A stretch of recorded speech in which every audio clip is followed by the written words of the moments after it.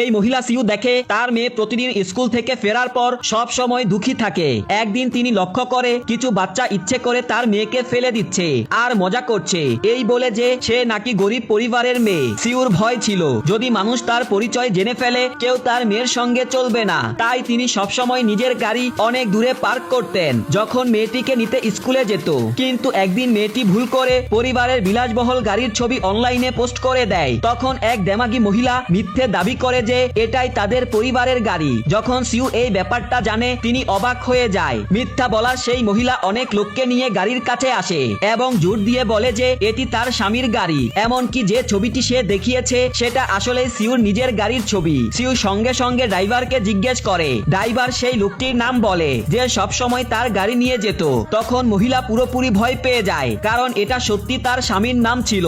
আসলে ওই মহিলা সবসময় ভান করত যে সে একজন ধনী লোকের স্ত্রী এবং গোপনে সিউর গাড়ি ব্যবহার করত।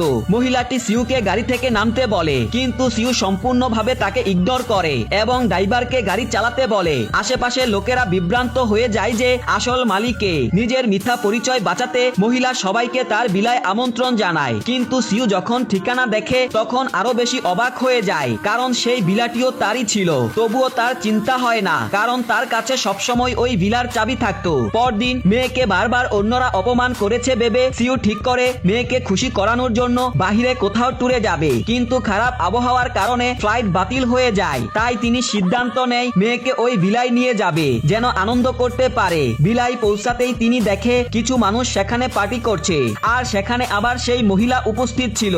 এবার আর তিনি সহ্য করতে পারে না। এখন তিনি সিদ্ধান্ত নেয় এই মহিলার মিথ্যা পরিচয় সবার সামনে ফাঁস করে দিবে।